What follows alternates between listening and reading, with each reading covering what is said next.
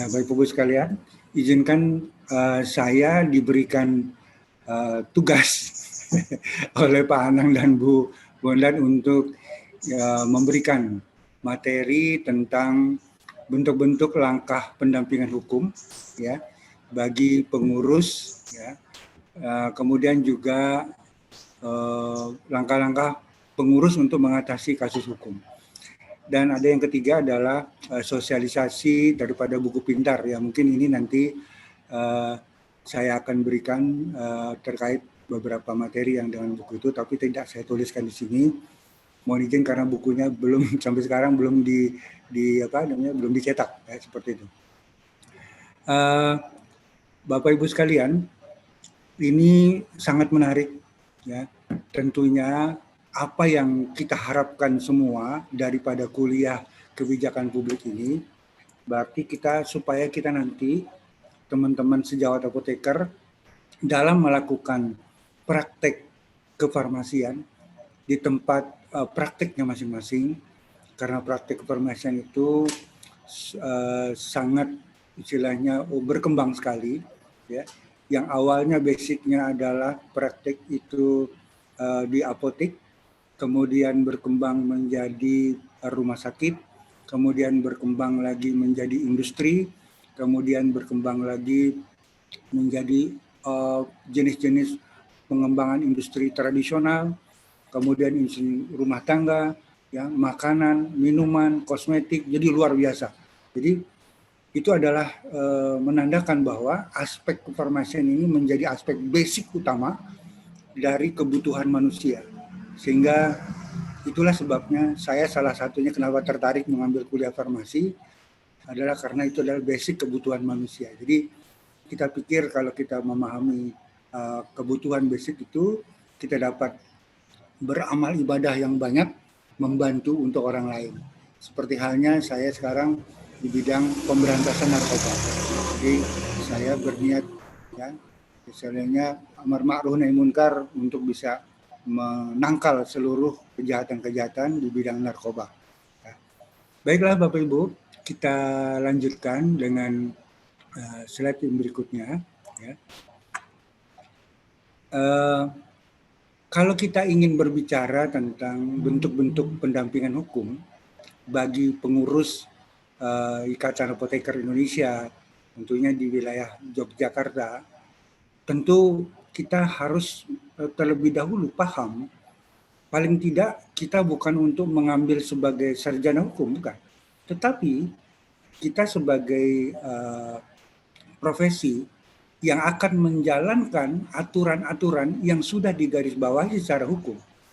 Sehingga aturan-aturan tersebut perlu kita pahami aspek hukumnya, supaya apa yang kita lakukan sebenarnya jauh luar biasa, bahwa profesi apoteker ini sebelum diberikan izin untuk berpraktek sudah mempunyai kemampuan dan potensi yang sangat besar dan tidak akan diragukan lagi kalau sudah memiliki surat izin kerja ataupun surat izin praktek ataupun SIPA ya. Kemudian ada sertifikat kompetensi, dan itu adalah bukti daripada legalitas seorang apoteker dapat melakukan praktek profesi untuk memberikan pelayanannya kepada masyarakat. Jadi seharusnya apoteker yang praktek tidak perlu diragukan lagi oleh aparat-aparat penegak hukum ya, tentang apa yang dilakukannya.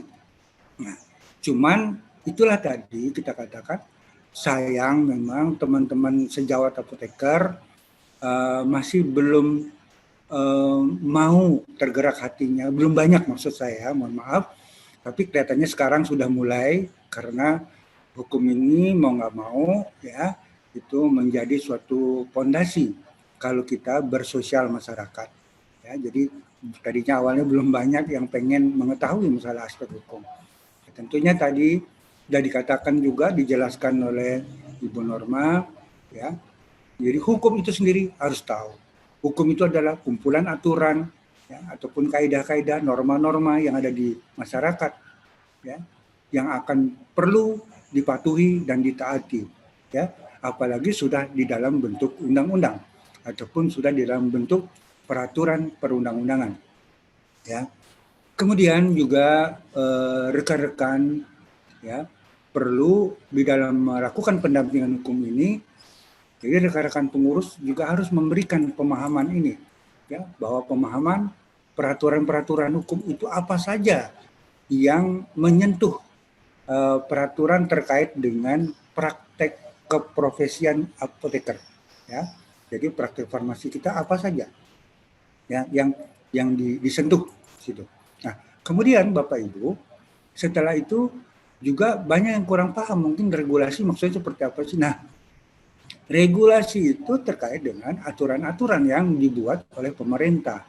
Karena tadi sudah dinyatakan oleh Ibu Norma juga bahwa kita tidak bisa terlepas dari aturan yang dibuat oleh pemerintah agar tidak terjadi benturan-benturan ya di masyarakat. Supaya benturan-benturan itu tidak terjadi, itulah tadi dibuat suatu regulasi. Apalagi Bapak Ibu sekalian paham ya, profesi apoteker itu adalah profesi primadona ya. Cuman ini yang kita harus sadar, profesi primadona, untuk itulah kita harus kelola dengan baik agar kita juga menguasai aspek-aspek yang orang-orang ingin sekali istilahnya juga ikut bermain ataupun ikut berkecimpung, ikut berbisnis di bidang farmasi itu, karena itu primadona ya, jadi idaman seseorang, banyak sekali yang mengidamkan ya. Kemudian apa itu tindak pidana, apa itu tindak perdata ya kan, kemudian sanksi pidana ya, seperti apa sanksi pidana itu, karena apabila kita tidak memahami ini, maka kita tidak aware, ya, tidak care kita terhadap apa yang akan kita lakukan di dalam praktek. Jadi supaya kita care terhadap apa yang kita lakukan dalam praktek, maka kita harus paham dengan istilah-istilah hukum yang secara umum ini. Saya hanya mengajak rekan-rekan tidak usah terlampau jauh, tetapi ini saja cukup. Ya, kalau dipahami ini sudah cukup. Karena saya tidak mengharapkan nanti rekan-rekan apoteker ini masuk ke ranah pidana. Ya, tidak ingin saya ingin seperti itu.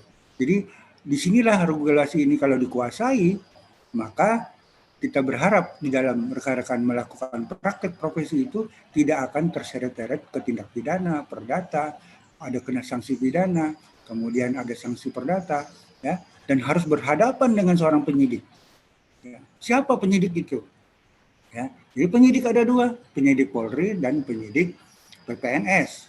Ya, kalau di bidang obat-obatan ini ada penyidik Polri, penyidik PPNS. Ya, seperti itu.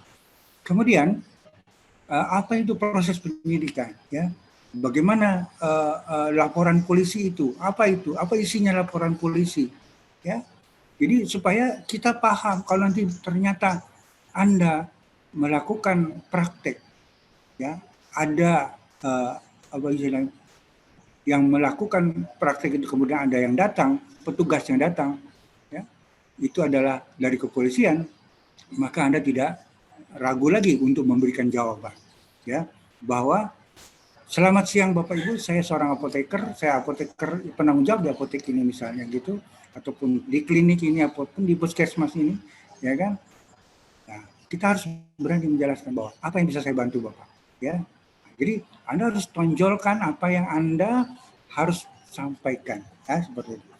Dan kalau misalnya ini, saya tidak menginginkan ini ya, sampai terjadi Anda diberikan surat undangan untuk surat panggilan untuk lapor ke untuk datang ke kantor polisi, tentunya di sana akan dibuat suatu berita acara. Ya. Jadi harus paham berita acara pemeriksaan itu apa saja, yang poin-poinnya apa saja. Ya. Kemudian juga harus ini yang tidak sama sekali diinginkan adalah adanya penahanan nanti. Jangan sampai Anda ditahan. Adapun sampai ada barang-barang farmasi Anda, sediaan farmasi Anda ada disita. Jadi harus Anda ngerti. Kalau disita ada persyaratannya. Adakah istilahnya bukti ya ataupun surat penyitaannya? Ya? Jadi nggak bisa sembarangan begitu saja. Ya? Ataupun tanda terimanya paling tidak harus ada. Ya? Jadi mohon maaf Pak Mufti, mungkin slide-nya bisa karena kayaknya slide-nya belum berubah Pak. oh maaf Mungkin, ya. ya mungkin bisa di.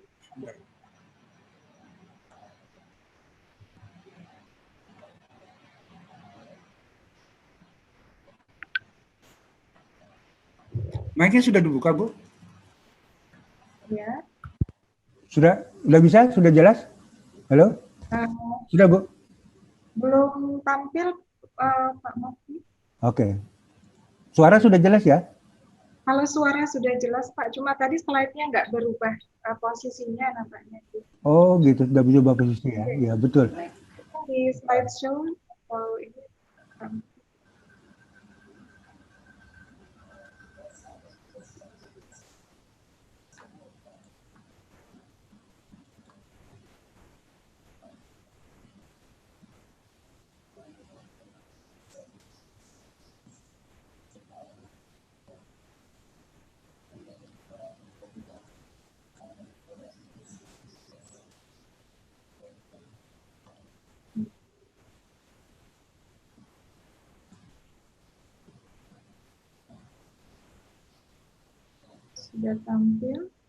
sudah tampil Pak Mufti, tapi baru halaman depan. Slide-nya belum ya? Bentar. Ya, di slideshow Pak, mungkin admin bisa membantu. Mohon maaf, itu bisa diklik resume slideshow-nya? Sudah diklik ya? Atau di close aja dulu nggak apa-apa Pak? Di close dulu aja nggak apa-apa, disilang dulu. Oke. Nanti diulangi lagi. Ya. Ya. Oh, coba stop share dulu Bapak, mohon maaf. Stop share dulu ya. Oke. Terus presentasi slideshow-nya di close lagi. Di close dulu ya. Oke. Slideshow-nya, setelah itu baru di share screen lagi.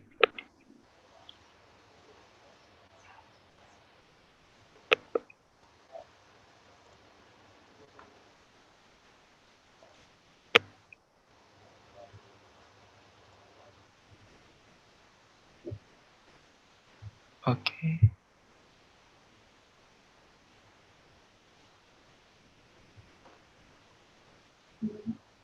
Belum bisa Pak ya?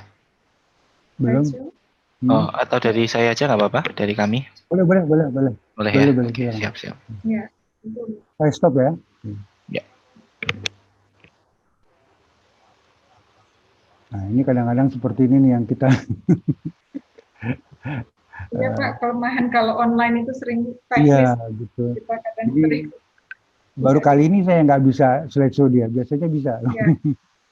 Tadi sudah tampil, cuma slide-nya tidak berpindah Bapak. Oh, padahal saya udah pindah ya. Ya.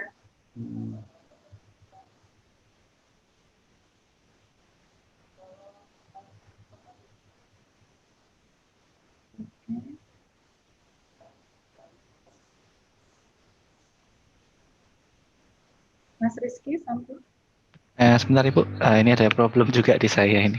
Oh, gitu. Saya tidak bisa share screen ya. Sebentar, saya coba juga ya. Saya sama-sama coba ya. Iya Pak.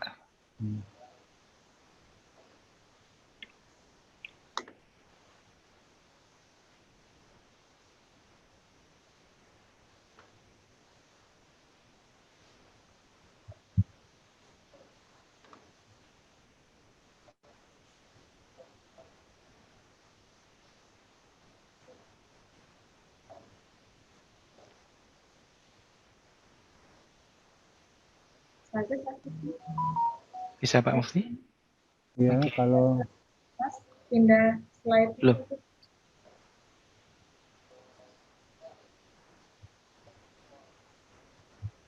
Oh, belum bisa ya Pak ya? Saya bantu di sini aja. Belum bisa ini kayaknya. Baik Pak, coba saya bantu dari sini. Hah? Stop, kalau begini aja gimana Bu? Kalau seperti ini kecil ya, nggak bisa ya? Kalau seperti ini aja pindah nggak? Bu Bondan, kalau seperti ini aja gimana, kelihatan? Ya, belum tampak. Belum?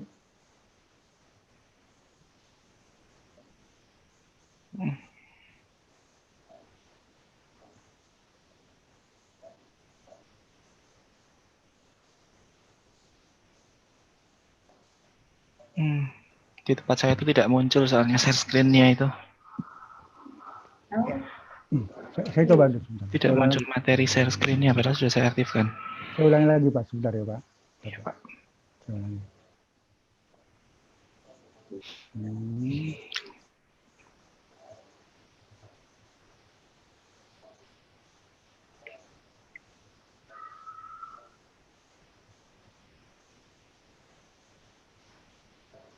Ini muncul nggak?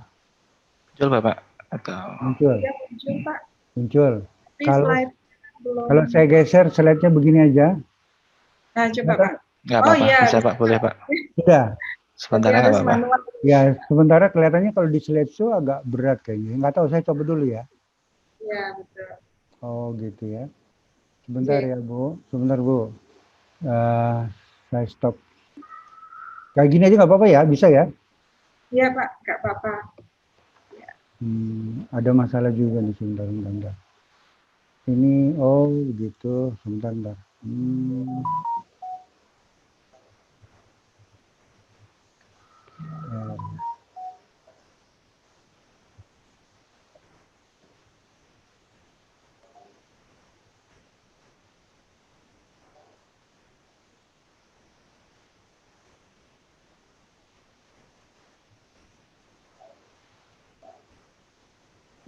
Sampun Pak, muncul Pak.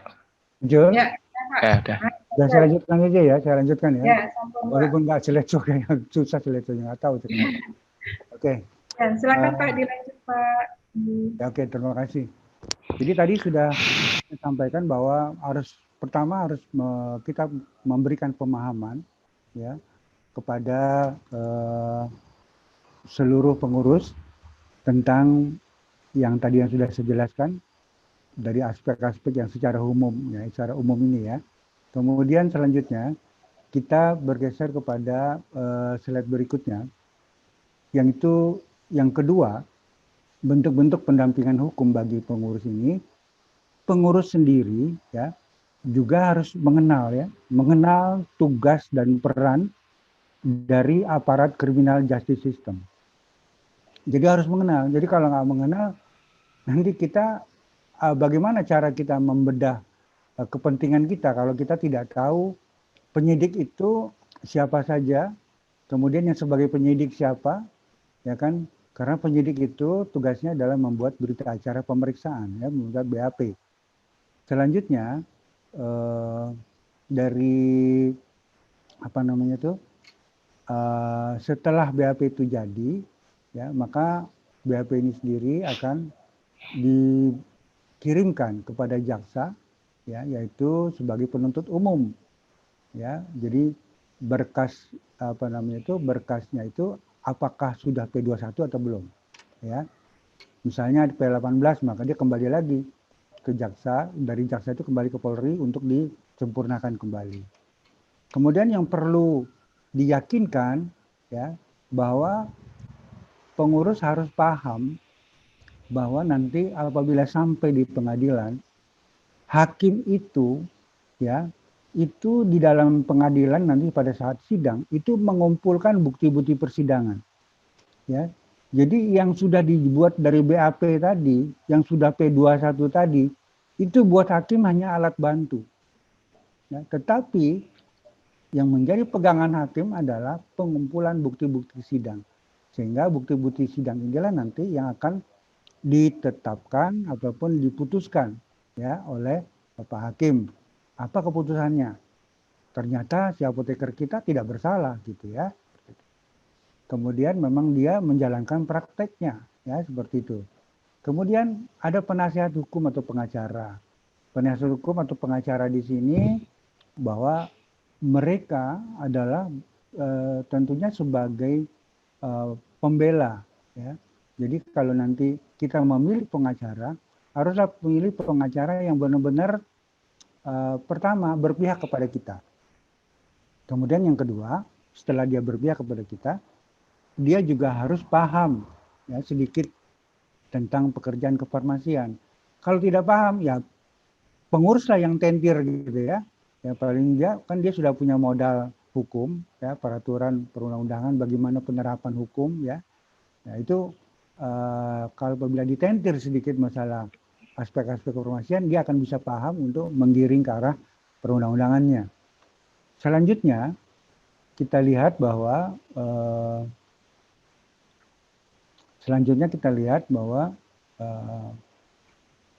ini bentuk-bentuknya ada nomor 3. Ya. Jadi yang ketiga ini adalah kita harus mengenali kesalahan yang disangkakan oleh penyidik.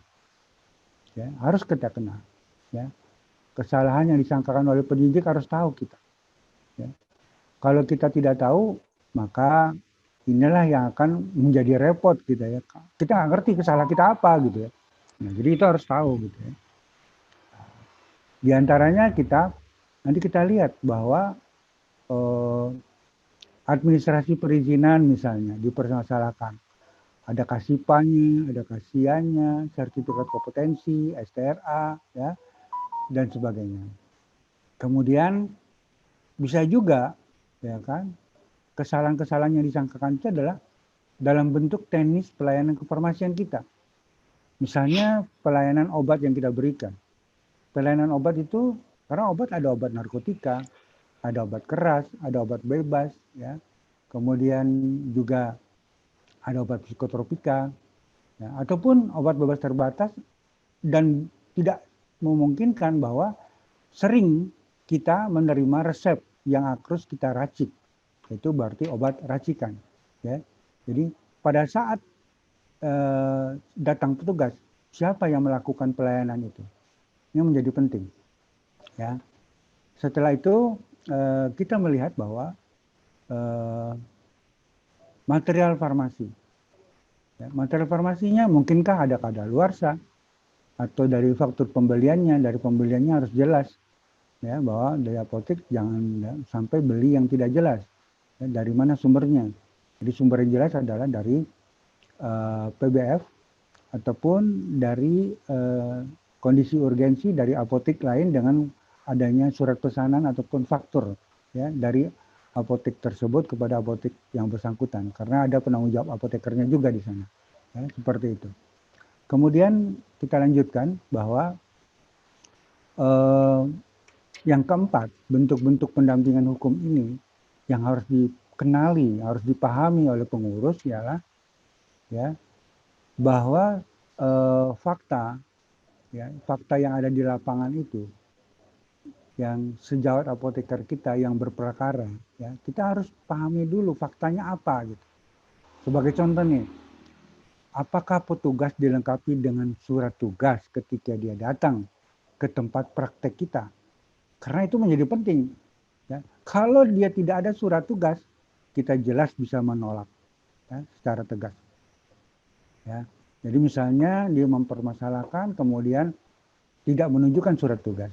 Anda secara jelas saja harus sopan dan tegas sampaikan kepada petugas yang datang itu, mohon maaf Pak, saya sedang praktek di sini.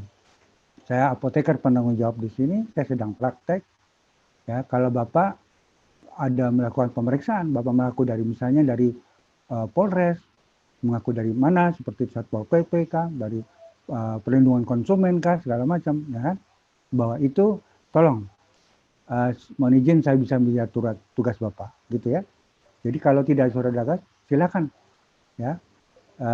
Mohon maaf, saya sedang praktek, Bapak silakan surat tugasnya dibawa dulu, nanti saya akan layani, seperti itu. Jadi tegas saja. Selanjutnya, kelengkapan dari surat tugas tersebut harus yang ditunjukkan itu. Ini kadang-kadang ya ada juga oknum, ya. Jadi perlu kita ketahui kelengkapan dari surat tugas itu. Ya, ada tanggalnya, kemudian ada pasal-pasal yang disangkakan, ya, pasalnya pasal apa, gitu kan. Jadi kalau pasalnya udah jelas berbeda, ya kan, jadi tidak mungkin rasanya berkaitan, ya, dengan kita. Misalnya berkaitan dengan masalah apa namanya itu antibiotik misalnya, ya kan. Kemudian masalah misalnya dengan obat keras, ya. Obat keras itu hanya obat sakit kepala misalnya, ya kan. Kemudian kita diberikan sanksi seperti itu. Jadi rasanya sanksi-sanksi itu harus sesuai dengan apa yang kita lakukan, ya seperti itu. Kemudian dikenakan sanksi undang-undang nomor dan pasal berapa, itu perlu tahu, ya. Kalau nggak cocok dengan kita, maka kita harus jelaskan. Sebagai contoh misalnya mengedarkan sediaan farmasi tanpa izin edar gitu. Jadi kita harus yakin, makanya semua produk kita yang kita layani di dalam tempat praktek kita itu harus mempunyai nilai akurasi yang tinggi. Dan kita adalah sebagai jaminannya, ya, di situ. Jadi itulah sebabnya bahwa kita harus memberikan pelayanan terbaik, bahwa itu kita yakin, ya, bahwa pelayanan tadi, ya, mengedarkan sediaan farmasi tanpa izin edar berarti, mohon maaf Pak, ya, ini kita tidak menerima kalau saya diberikan pasal ini. Jadi saya tidak salah, ini ada, ya, izin edarnya ada, segala macam ada, misalnya gitu. Atau misalnya racikan Anda. Racikan itu kemudian Anda sudah berikan label apotik, ya, etiket misalnya. Etiket sebagai contoh sekarang banyak nih yang meracik untuk kosmetik, ya. Meracik, ya. Jadi kita mengatakan ini adalah obat, ya. Apabila menggunakan zat-zat aktif, ya. Jadi obat itu. Kenapa kita dilarang meracik? Jadi harus dibedakan antara meracik dengan memproduksi. Mohon maaf Pak, kita tidak memproduksi, kami adalah meracik, ya, karena ada permintaannya, ada resep dokternya. Jadi kita melakukan racikan itu. Kemudian ini kita berikan label, etiket biru, di sana ada nomor SIPA kita, ada nama apotik kita, ya. Kemudian ada petunjuk cara menggunakannya. Itu adalah bentuk-bentuk pertanggungjawaban kita secara profesi terhadap sediaan yang akan kita berikan kepada pasien. Jadi itulah sebagai pengganti izin edar. Kalau dia racikan. Jadi jelas kekuatannya. Kita nggak boleh takut, nggak boleh ragu bahwa di situ adalah kekuatan hukum. Anda sudah punya SIPA. Anda sudah punya SIA. Ya, Anda sudah punya sertifikat kompetensi. Dan ijazah Anda sudah ada STRA-nya. Jadi Anda harus yakin dengan kekuatan-kekuatan itu. Kemudian selanjutnya, ya, apakah ada barang bukti yang disita? Ya, kalau ada barang bukti yang disita, ya, tentu harus ada surat penyitaan. Nggak bisa. Jadi sebenarnya yang paling konkret kalau penyitaan itu adalah surat penyitaan dari pengadilan. Tetapi boleh diberikan kesempatan buat penyidik melakukan penyitaan tetapi dengan ada bukti. Ya. Jadi yang kita yang punya, bagaimanapun kita yang hostnya, yang kita punya rumah ataupun kita punya apotik, kita punya kantor di situ, kita harus tahu bahwa mana barang yang disita, apa saja dia, kan gitu, ya. Jadi identitasnya jelas. Apalagi kalau barang-barang farmasi harus Anda paham, kalau bisa nomor bednya Anda cantumkan, nomor bednya, nomor bed berapa. Makanya itu nggak main-main kalau mencipta produk farmasi. Jadi kalau kita nggak paham dengan ini, itulah yang akan menjadi tadi rawan buat kita, ya. Jadi harus paham kalau disita barang itu kekuatan kita. Kenapa disita barang kita? Kita sedang praktek ini. Ya, kita sedang praktek. Itu adalah hak, itu adalah independen, ya, karena kita sudah mengucapkan sumpah bahwa kita independen, bahwa kita mandiri, ya, kita melakukan praktek diberikan izin oleh negara ini dengan adanya SIA, SIPA, seperti itu. Nah, jadi harus jelas, ya, harus jelas semua barang-barang itu, ya, kalau perlu sampai nomor bednya catat, ya, seperti itu. Oke, kita lanjutkan. Yang terakhir adalah adakah berita acara penyitaan. Jadi berita acara penyitaan itu harus ada, ya, kalau memang disita, ya, kalau enggak yang tadi saya bilang, kalau misalnya penyidik memang diberikan hak, ya, nanti setelah itu dia laporkan ke pengadilan, dibuat suatu berita acara penyitaan, ya. Selanjutnya kita lihat adalah dalam slide berikutnya.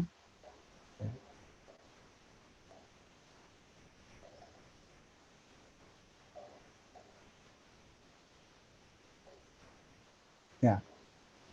Yang kelima adalah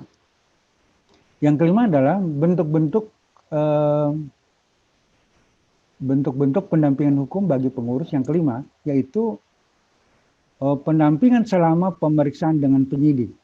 Ini perlu kita sebagai pengurus, kita harus mendampingi sejawat apoteker kita yang diduga. Diduga melakukan tindak pidana. Jadi diduga melakukan tindak pidana. Kita harus dampingi. Ya. Dalam pendampingan itu apa yang harus kita ketahui? Apa yang harus kita menjadi pegangan kita? Ya. Yaitu di mana sediaan farmasi yang patut diduga itu termasuk golongan apa dulu? Jangan-jangan dia mempermasalahkan seperti halnya nih pernah kejadian. Ya. Jadi pernah kejadian ketika sedang heboh penggunaan narkoba jenis PCC. PCC itu kan singkatannya paracetamol, ya kan? Kemudian kafein, karisoprodol.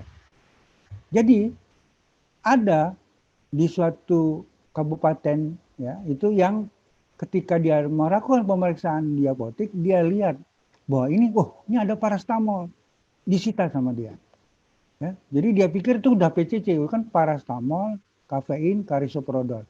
Padahal itu adalah suatu item yang sudah berbeda. Jadi kalau PCC kan jadi satu, menunjukkan item baru lagi satu ini PCC, dan itu yang dilarang. Ya, dilarang, tidak punya izin edar. Ataupun izin edarnya sudah dicabut.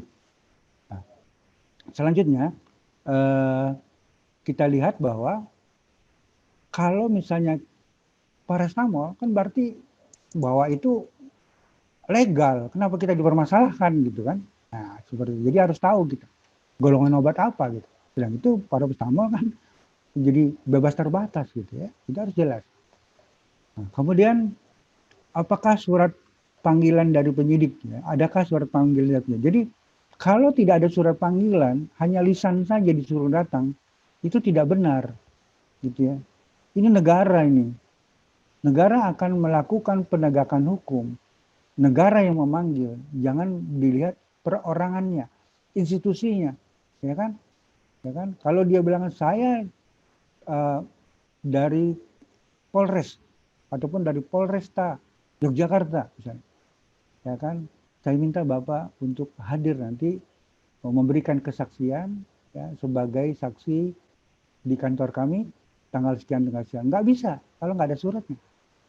Ya, gitu. Jadi harus ada surat, harus jelas, dan itu hak kita. Ya, mungkin dalam surat itulah nanti kita bisa melihat. Ya, kemudian apabila nanti sudah dilakukan klarifikasi, maka apabila kita dibuat berita acara, ya, berarti kita dipanggil untuk diperiksa. Ya, apakah sejawat apoteker telah menerima SPDP? Ini harus jangan sepele ini. Ya, ini masalah besar ini. Surat perintah dimulainya penyidikan. Jadi harus ada ini. Kalau Anda tidak menerima ini, ya kan? Ini adalah merupakan suatu kekuatan hukum bagi Anda untuk melakukan pra-peradilan. Belum dimulai penyidikan ternyata Anda sudah diperiksa, nggak bisa. Ya, jadi ini yang menjadi penting. Ini harus diperhatikan, dicek, ditanya kepada sejawat apoteker itu.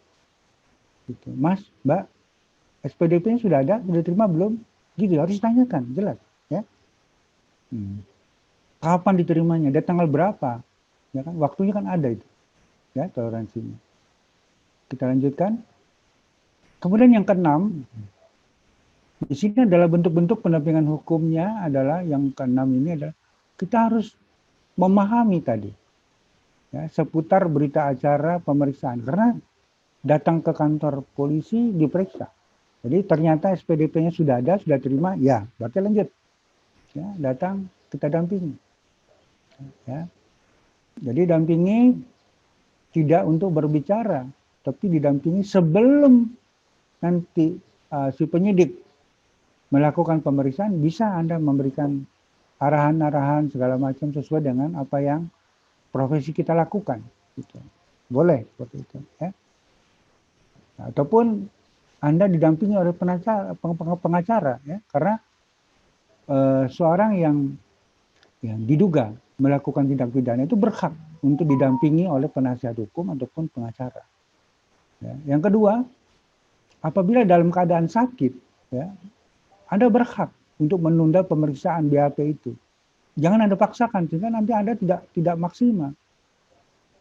Anda memberikan kesaksian itu hanya karena terpaksa saja, Anda tidak paham. Pertanyaannya tidak jelas. Itu Anda jawab iya saja. Oh, nggak boleh. Itu akan merugikan Anda nanti. Ya. Karena akan di cross check nanti oleh Pak Hakim di pengadilan yang mengumpulkan bukti-bukti persidangan itu. Kemudian yang ketiga, kita harus menjawab pertanyaan-pertanyaan sesuai dengan fakta yang meringankan yang kita miliki. Ya, jelas kayak tadi misalnya, dia mempermasalahkan adalah Anda nih telah melakukan memproduksi obat, nggak ada izin edarnya. Ya, jadi Anda harus langsung jelaskan kepada pasal-pasalnya, ya, kepada pasal kekuatan kita melakukan bahwa ada di pasal 108, ya, Undang-Undang Kesehatan nomor 36 tahun 2009, pasal 108. Di sana ada pelayanan resep. Ya, Anda melakukan pelayanan resep. Resepnya resep apa? Racikan. Anda meracik di situ. Beda antara racikan dengan produksi, sangat berbeda nyata. Kalau racikan skalanya adalah skala apotik. Kalau produksi skala pabrik. Dan Anda apotik bukan pabrik. Sangat berbeda. Dan Anda dikatakan tidak memiliki izin edar, Anda berikan kepada orang. Ya kan? Anda sangkal berikan bahwa saya telah memberikan etiket di dalam produk sediaan farmasi yang saya racik. Etiket ini adalah tulisannya ada, sipanya di situ. Ada, kemudian ada nama saya penanggung jawabnya, kemudian nama apoteknya, ada etiket, ada cara penggunaannya sudah jelas. Dan itu adalah merupakan hak Anda. Karena Anda seorang apoteker yang independen melakukan praktek yang sudah diberikan wewenang. Ya, seperti itu. Kemudian yang keempat, apabila Anda ada pertanyaan yang tidak jelas, ya, atau tidak paham, ya kan, minta untuk diulangi, ya, atau ya kan, Anda harus bertanya kembali, ya kan, maksud dari pertanyaan tersebut, ya, Anda tanyakan kembali maksudnya apa, gitu ya. Mohon izin Bapak, ini apa maksudnya, gitu ya. Tidak bisa Anda menjawab begitu sembarangan saya, nggak bisa. Ya. Kemudian yang kelima adalah semua jawaban yang kita nyatakan di atas itu, ya, kita harus baca kembali. Ya.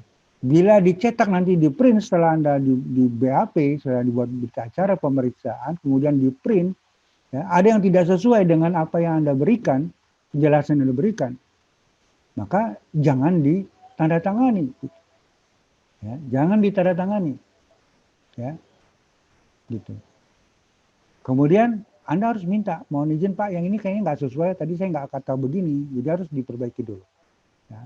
Kemudian yang keenam, bila akhir dari BAP dinyatakan, ya, yang ditanyakan, jadi akhir dari BAP yang ditanyakan, apakah masih ada keterangan yang lain yang akan Anda sampaikan, ya.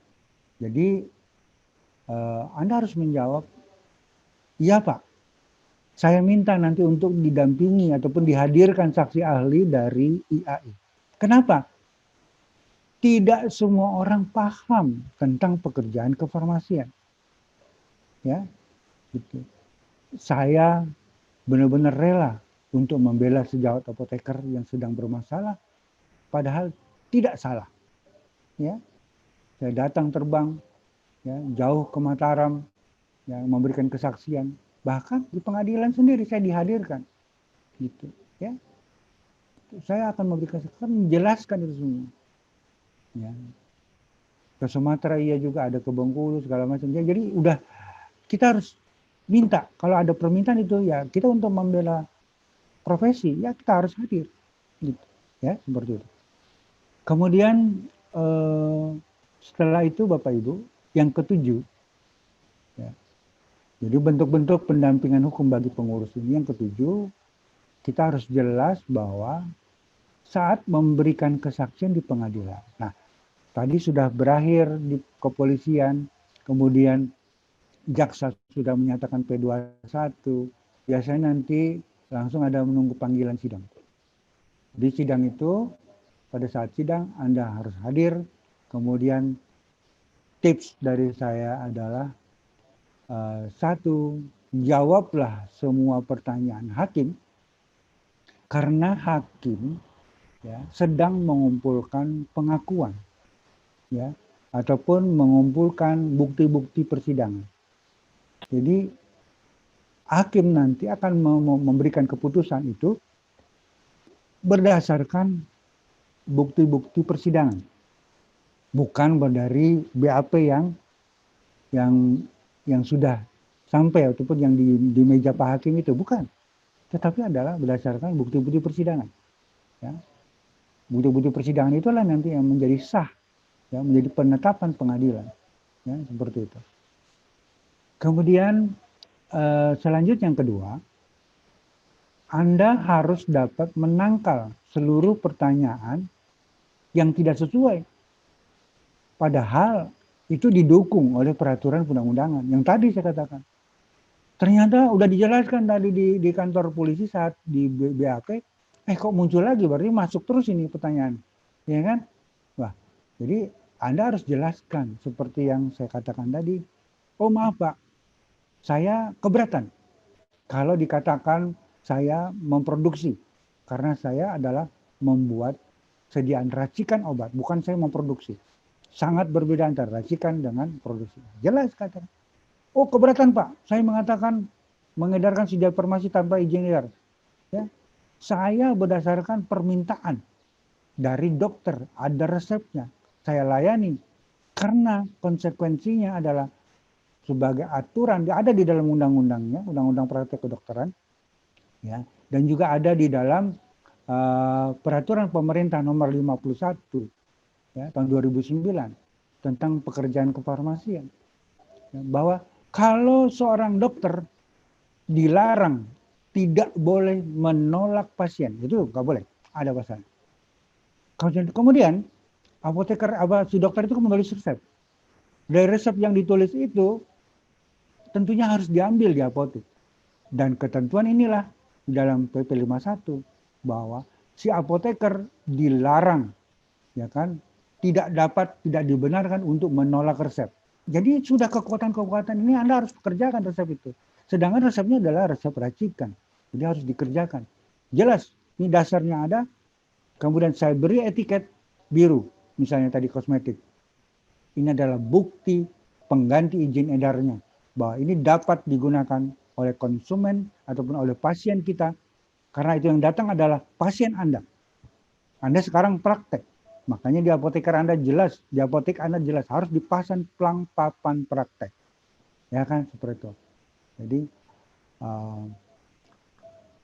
apoteker Mufti Jusnir misalnya praktek, ya, pagi jam sekian ataupun sore jam sekian. Jadi harus begitu. Anda harus taati jam praktek Anda supaya pasien Anda juga merasa tenang kalau Anda nanti akan memberikan konselingnya, ya, seperti itu. Jadi ini menjadi penting. Konseling itu adalah menjadi suatu harapan utama dari pasien Anda yang datang ke apotek. Jadi kalau konselingnya ini diharapkan nantinya dapat memberikan arahan kepada obat yang Anda akan berikan, ya, obat yang akan diminum oleh si pasien tadi. Ya. Nah, sehingga itulah sebabnya kekuatan-kekuatan itu harus dijelaskan tadi bahwa oh tidak benar Pak, aku mohon maaf, saya ini tidak benar, saya tidak setuju itu.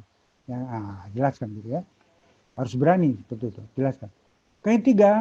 Yang ketiga adalah arahan, ya, kita arahkan bahwa semua pekerjaan yang dilakukan saat praktek itu, ya kan, itu adalah sesuai dengan ilmu kefarmasian kita. Ya. Jadi karena telah diberikan kewenangannya oleh negara. Ya. Apa buktinya? Ya kan? Yaitu ada SIPA. Ya. Kemudian ada sertifikat kompetensi. Ijazah kita sudah terdaftar, ada STRA-nya. Kemudian surat izin apotek tempat kita praktik itu ada, nomor sekian. Itu jelas. Jelas sekali itulah kekuatan hukum yang harus Anda sampaikan. Nah, sekarang kita beranjak kepada moto yang kedua. ke dalam tema yang kedua. Langkah-langkah pengurus mengatasi kasus hukum. Mohon izin Bu Bondan, ini saya diberikan waktu berapa lama karena tadi dikasih sampai jam 11, sedang ada teknis tadi agak terganggu. Mohon izin saya bisa terus sampai jam berapa nih? Masih berapa menit lagi supaya saya bisa memberikan waktunya, memanage waktunya dengan pas. Ya, oke, saya lanjutkan bahwa untuk langkah-langkah pengurus mengatasi kasus hukum ini, yang pertama adalah bahwa kita sebagai pengurus ini harus memberikan pemahaman ya yang mutlak kepada atas peraturan perundang-undangan ini pada praktek apoteker.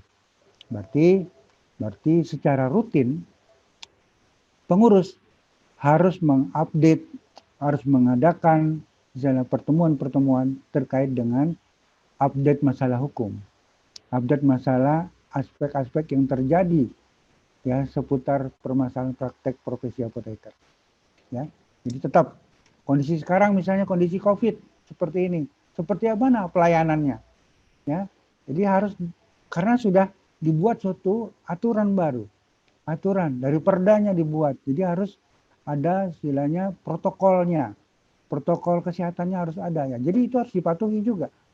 Ya, jadi jelas semua harus berkembang. Jadi harus diupdate terus. Jadi seperti itu. Yang pertama kaitan dengan memberikan pemahaman yang mutlak ya antara peraturan perundang-undangan ini. Yang pertama adalah yang berkaitan ya kita harus paham sekali bahwa apa sih kaitannya apotek dengan apoteker itu.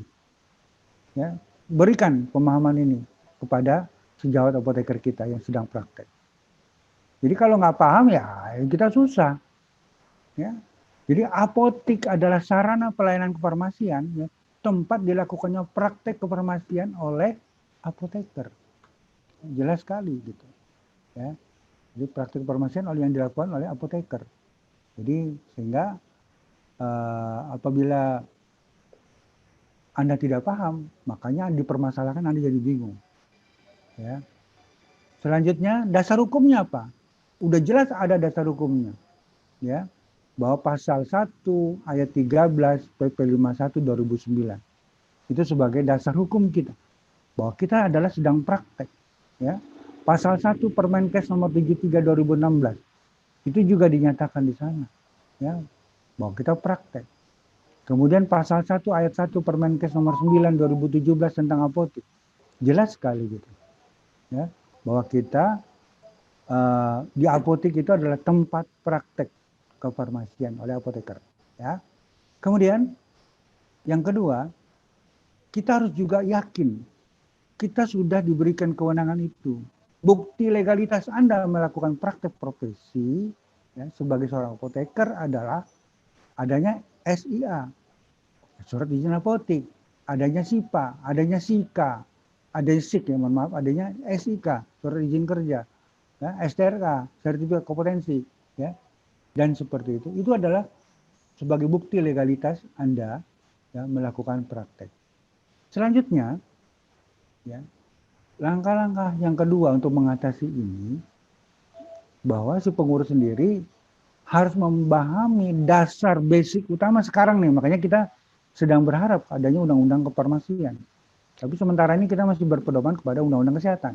Yaitu dasar hukum apoteker melakukan praktek ini adalah yang pertama, pasal 108 ayat 1 Undang-Undang nomor 36 tahun 2009 tentang kesehatan. Dan ini pun sudah direview. Ya, di istilahnya di Mahkamah Konstitusi. Sudah direview ya. Nah, jadi praktek kefarmasian ya, yang meliputi pembuatan, pengamanan, pengadaan, penyimpanan, pelayanan resep, ya, pelayanan informasi obat. Nah ini, ya, konseling ya. Kemudian pendistribusian obat. Nah ini memberikan, ya, boleh kita berikan kepada pasien kita. Ataupun dari apotek yang lain ada yang membutuhkan, ya, segera tidak ada di apotek itu, sedangkan itu penting sekali obatnya, boleh. Ya. Kemudian pengendalian mutu sediaan. Nah yang tadi, Anda harus mengendalikan mutu sediaan ini. Kalau obat-obatnya sudah dekat expired, tentu Anda harus kelola seperti itu ya. Jangan sampai sudah dekat expired Anda diamkan saja. Ya. kemudian pengembangan obat, ya, bahan obat dan obat tradisional. Jadi Anda harus bisa mengembangkan ini. Ya, ini banyak. Kemudian ini semua harus dilakukan oleh tenaga kesehatan yang mempunyai keahlian dan kewenangan sesuai dengan ketentuan peraturan undang-undangan. Ya, jadi kalau sudah sesuai, siapa sebenarnya yang sesuai? Ya, apoteker lah. Ya, seperti itu. Mohon izin Bu Bondan, saya masih diberikan waktu sampai jam berapa? Karena takutnya masih ada beberapa slide lagi. Kurang 5 menit lagi. Boleh, oke ya. Baik, yang kedua adalah PP 51. Kadang-kadang rekan-rekan suka lupa bahwa kedudukan undang-undang itu yang tertinggi. Yang kedua adalah peraturan pemerintah. Jadi ini harus dipegang. Jadi sedangkan undang-undang farmasi belum ada, sedangkan ini adalah PP 51 ini tentang pekerjaan kefarmasian. Jadi harus gini dipegang sekarang. Harus dipegang. Ya, jangan semua Permenkes, kalau Permenkesnya bertabrakan dengan PP 51, ya berarti kita usul nanti pengurus untuk bisa direvisi. Karena bertabrakan dengan yang di atasnya nggak boleh. Ya, seperti itu.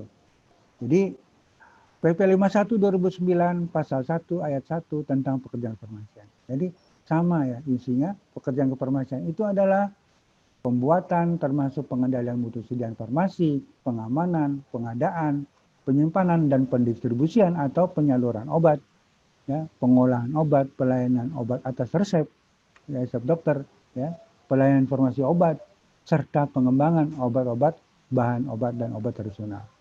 Ya. Kemudian untuk Anda yang praktek di apotek, maka pegangan selanjutnya adalah Permenkes 73 ya, tentang istilahnya pekerjaan farmasi di apotek. Ya. Kemudian untuk Anda yang bekerjanya misalnya nanti di puskesmas, ada lagi panduannya, Permenkes nomor sekian tentang puskesmas. Ya. Kemudian untuk yang di industri ada lagi, ya. Ya. Kemudian untuk yang di pabrik juga ada lagi, ya.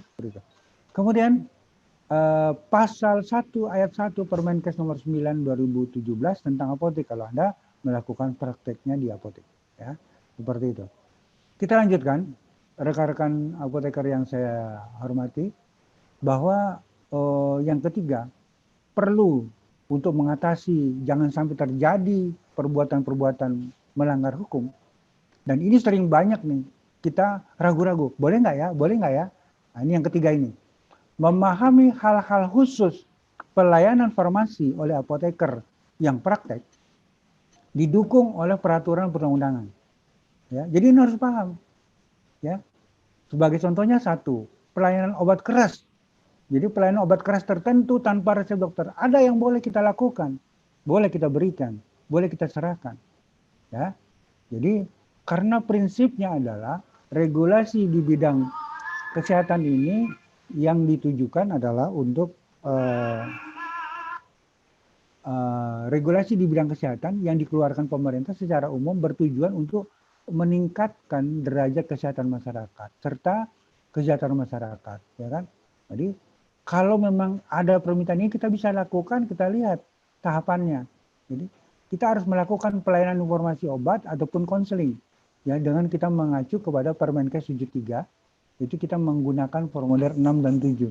Sebagai contoh, orang datang ke apotek Anda sedang praktek di situ, dia lari-lari, ibu apoteker, tolong dong Bu, anak saya kejang, ya kan, tolong dikasih obat, ibu, gitu kan. Nah, Anda harus melakukan tindakan, itu emergency, ya kan, dibolehkan.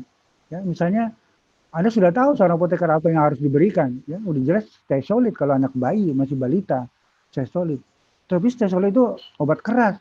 Anda bilang, aduh maaf Bu, ada resepnya nggak ada, aduh rawan, ya bahaya sekali, nanti akan terjadi, mohon maaf, bisa jadi lewat tuh anak bayi. Ya, lewat kalau Anda terlambat. Jadi harus Anda kasih.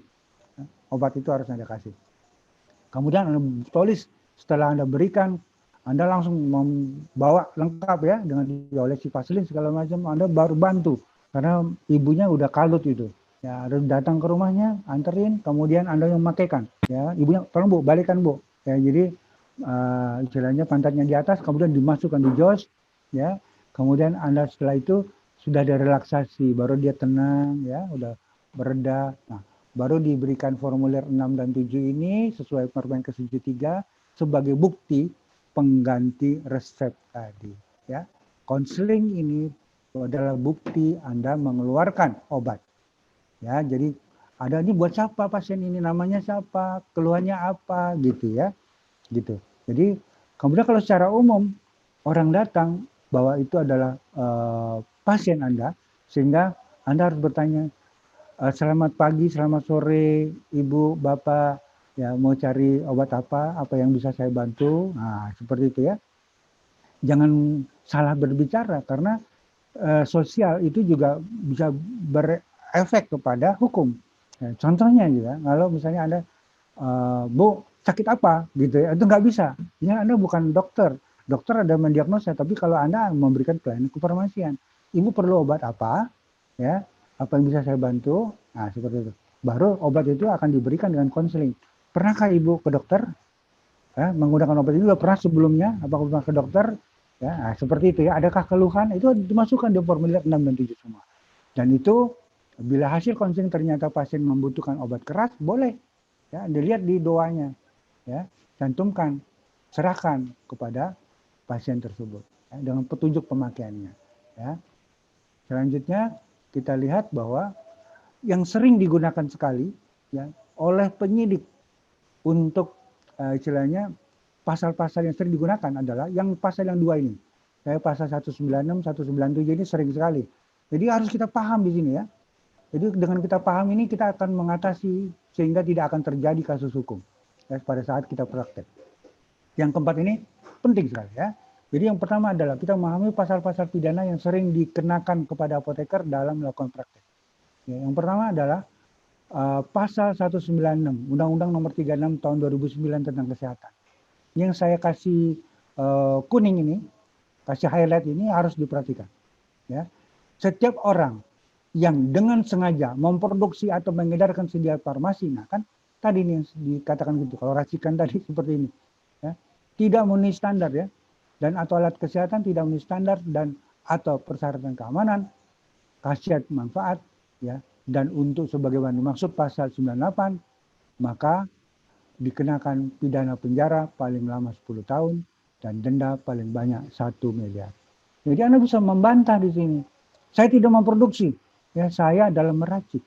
Kemudian saya tidak mengedarkan sediaan farmasi tanpa izin edar karena ini adalah sudah ada etiketnya. Seperti itu. Harus dijelaskan semua. Ya. Kalau tadi Anda misalnya pasien tadi Anda memberikan obat keras tertentu yang ada dalam doa, ini ada standar dalam doa. Makanya dibuatlah SOP, jangan sampai lupa buat SOP. Ya. Di apotek Anda yang membuat SOP, kalau perlu SOP itu diketahui oleh pengurus PC setempat. Ya. Ataupun nanti dari Dinkes. Kalau lebih bagus itu. Jadi PC, itu ada standar-standar SOP itu harus dibuat. Ya. Kemudian pasal yang selanjutnya adalah pasal 197. Pasal 197. Mohon maaf, waktunya mungkin sudah lewat Pak Mufti. Oke. Nah, mungkin bisa di closing dulu Pak. Oke ya. Nanti ini kita ada pertanyaan aja nanti ya. Kalau ada pertanyaan-pertanyaan kita jelaskan seperti itu. Oke, sudah ada. Kemudian ini adalah memahami penjelasan. Ya, nanti bisa sambil berjalan saja. Ya, ini sudah habis. Ya. Silakan Bu Bondan untuk dilanjutkan.